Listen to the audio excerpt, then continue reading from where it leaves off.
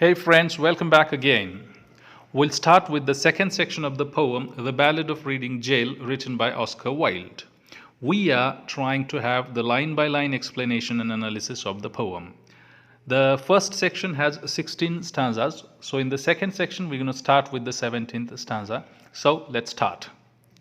6 weeks our guardsman walked the yard in a suit of shabby grey. His cricket cap was on his head, and his step seemed light and gay, but I never saw a man who looked so wistfully at the day.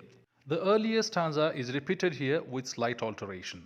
For 6 weeks, Wilde observed the guardsman walking in the yard, or in the outdoor portion of the prison. He wore a shabby grey suit. He here is Woodridge again. Woodridge wore a shabby grey suit and a cricket cap, and Woodridge's step felt light and gay.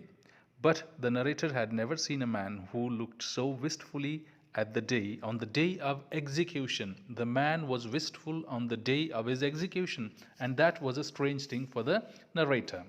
Stanza number 18. I never saw a man who looked with such a wistful eye upon that little tent of blue which prisoners call the sky, and at every wandering cloud that trailed its revealed fleeces by. Now look at this stanza. It's again a repetition, but there is a slight alteration here again. Woodridge looked at the little sky with the wistful eye, and also at every wandering cloud that trailed. Trailed means left behind. Trailed its revealed fleeces by. Revealed fleeces means worn out wool-like marks. Woodridge looked at the cloud, looked at the sky, and also looked at the marks left out by the cloud. Wilde repeats the same line concerning Woodridge's wistfulness and his gaze upon the sky. He says that he watched the clouds that moved through the sky like revealed fleeces. Moving on to the next stanza, he did not wring his hands as do those witless men who dare to try to rear the changeling hope in a cave of black despair. He only looked upon the sun and drank the morning air. He did not wring his hands. Wring means squeeze or twist his hand. Because of the cold, people squeeze their hands, wring their hands. He did not wring his hands as other people do, as do those witless men, as those stupid men used to do, who dare to try to rear. They try to rear. Rear means feed. They try to feed the changeling hope. Changeling means substituted, fictional, which is not true, but they think that it will happen in the cave of black despair. The cave of black despair means cave where there is no hope at all. It is complete loss of hope. It shows that there is complete loss of hope. And what is this place, the cave of black despair? It is the prison itself. He only looked upon the sun and drank the morning air. Unlike other prisoners, Woodridge only looked upon the sun, and it seemed that he was drinking the morning air. That means he was very happy and gay in the prison. Woodridge was different from other men in many ways because he did not press and squeezed his hands like other dull men who tried to feed their fictional hope in the prison. Prison is referred to as the cave of black despair. Woodridge did not do so. He merely looked upon the sun and enjoyed the morning air. That is what poet wants to say here. Stanza number 20. He did not wring his hands nor weep, nor did he peak or pine, but he drank the air as though it held some healthful anodyne. With open mouth he drank the sun as though it had been wine. Look at these lines. He did not wring his hand, he did not squeeze his hand, twist his hands, neither he wept. He did not peak or pine. Peak, look secretly. He did not look secretly at the things. He did not seem unhappy. But what did he do? But he drank the air as though it held some healthful anodyne. But he used to drink the air as if it is some pain-killing medicine. Anodyne is pain-killing medicine. As if it was some pain-killing medicine, he used to drink the air.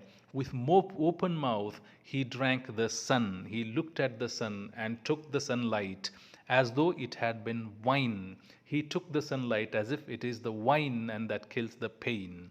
Here, the idea is Woodridge does not wring his hands, weep, looked secretly at the things, or pine like other prisoners. He took the air as if it was a pain-killing medicine. He consumed the sunlight as if it was the wine. He enjoyed the morning air and sunlight thoroughly. Stanza number 21. And I and all the souls in pain who tramped the other ring forgot if we ourselves had done a great or little thing, and watched with gaze of dull amaze the man who had to swing. And I and other souls in pain means I and other prisoners who walked with slow, heavy steps, who walked with slow and heavy steps in the other ring, forgot if we ourselves had done a great or little thing. We forgot what we had done actually, and we kept on watching. We kept on watching with dull amaze. Gaze is to look at something continuously. So, and watched with gaze of dull amaze. Gaze of dull amaze means fixed sight of dull astonishment. We kept on watching with the fixed sight of dull astonishment at the man who had to swing, at the man who had to swing. Swing means to move backward and forward or from side to side, who was to be hanged. The meaning is the other prisoners in the wild who were kept in other cell of the prison forgot if they had done anything and kept watching at Woodridge in dull amaze. He was the man to be hanged there. Stanza number 22. And strange it was to see him pass with a step so light and gay, and strange it was to see him look so wistfully at the day, and strange it was to think that he had such a debt to pay. Look at these lines, they're really beautiful. The line strange it was is repeated for 3 times. 3 strange things are said here. So what are those 3 things? The first is the man walking with light and gay steps. The second is the man looking wistfully at the day. And third is that he had such a debt to pay. It was really strange to see him passing with such a light and gay steps. It was strange to see him look wistfully at the sun. It was also strange to think that he had to pay a great debt. He had to die for murdering his own wife. That is the idea. Look at the stanza number 23. For oak and elm have pleasant leaves that in springtime shoot, but grim to see is the gallows tree with its adder-bitten root, and green or dry a man must die before it bears the fruit. The poet compares 2 trees here. 2 trees compared here are, first is oak and elm, and it is compared with gallows tree. Why is it compared with gallows tree? Because gallows tree is considered to be a poisonous tree, and oak and elm are pleasant trees. So poet says oak and elm have pleasant leaves. These leaves shoot in the springtime. But grim is unpleasant. It is unpleasant to see a gallows tree because it has adder-bitten root. Adder is a kind of snake. Adder-bitten root is a poisonous root. It doesn't matter whether its leaves are green or dry. It is for sure that man will die on this tree. So Wilde compares 2 types of trees here. He compares oak and elm with gallows tree. Oak and elm are allowed to grow and flourish. It is a sad sight to see gallows tree because its roots are poisonous, and those men who must die on its branches. Stanza 24. The loftiest place is the seat of grace, for which all worldlings try, but who would stand in hempen band upon a scaffold high, and through a murderer's collar take his last look at the sky. The loftiest is highest. Highest place is the seat of grace. It is a seat favored by God, or it is the fine seat that man longs for, that for which all worldlings try. All worldlings, people in the world, all the people in the world long for that seat. The loftiest place is the seat of grace for which all worldlings try. Okay, but who would stand in hempen band? Hempen band? Band made up of hemp plant.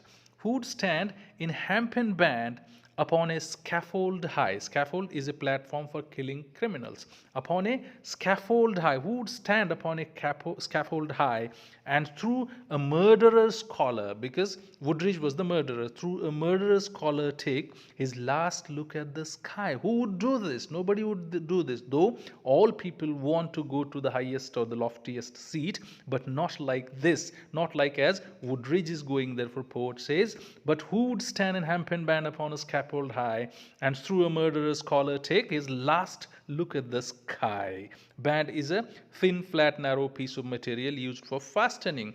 In simple words, all the people in this world long for the seat of grace in heaven, but nobody would stand on the platform with news as Woodridge. None would dare to take the last look at the sky through the murderer's collar. Stanza number 25. It is sweet to dance to violins when love and life are fair. To dance to flutes, to dance to lutes is delicate and rare, but it is not sweet with nimble feet to dance upon the air. Look at these lines. It is sweet to dance to violins when love and life are fair. When everything is good with you, it is very nice, very sweet to dance to the violins. To dance to flutes and to dance to lutes. Flutes and lutes are musical instruments. To dance to flutes and to dance to lutes is delicate and rare. I mean, it cannot be seen often, but it is very, very delicate. To dance to flutes and to dance to lutes and to dance to violins when love and life are fair. But it is not sweet. See these lines. But it is not sweet with nimble feet. Nimble means the feet that make quick and light movements. With nimble feet to dance upon the air. The person who is hanged dances in the air with the nimble feet. And it is not at all sweet to see these feet dancing like this.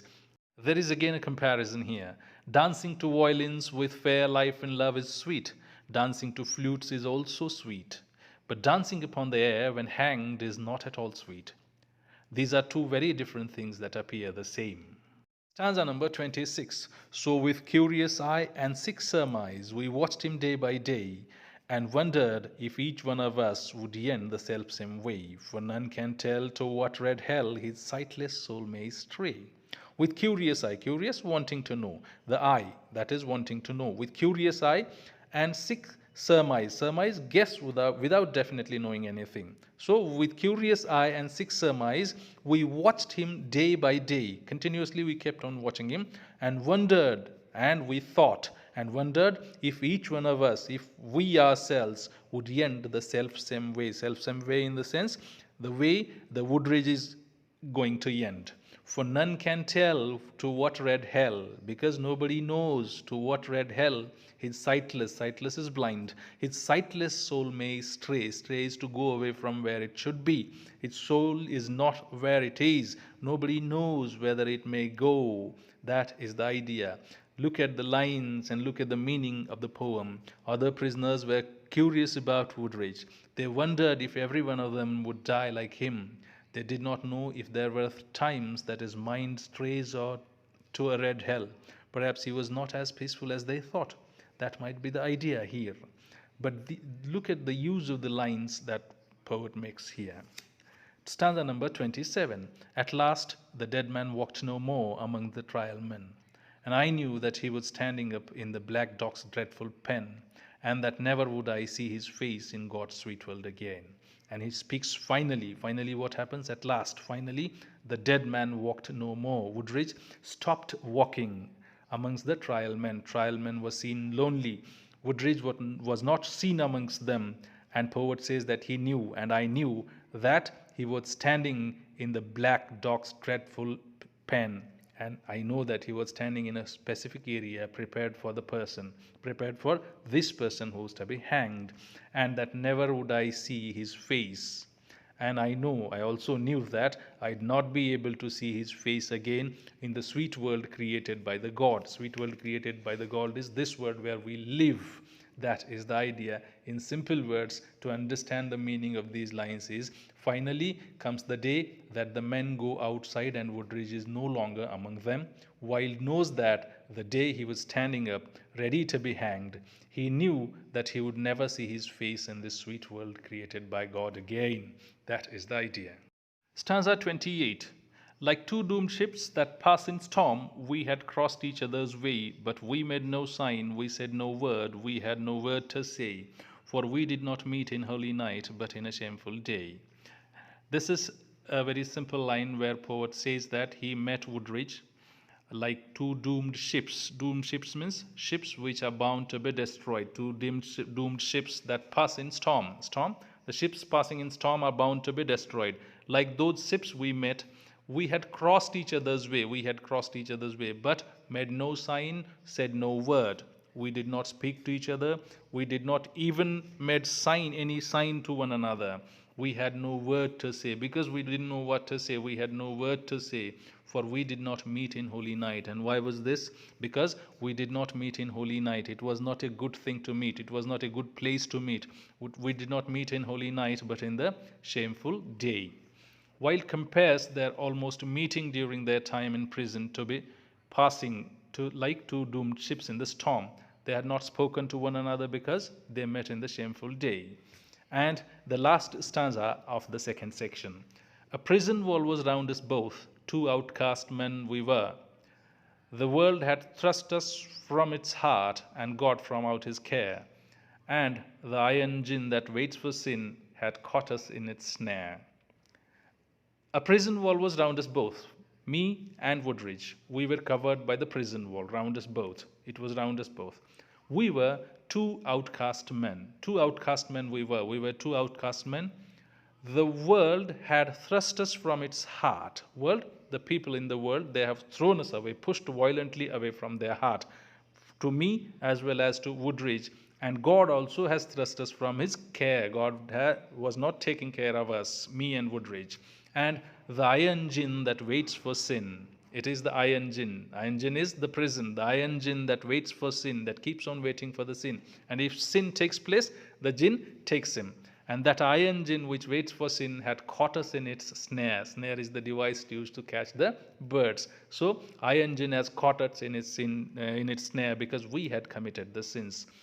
The idea is we were in the same prison with the same walls around us. We were both outcasts.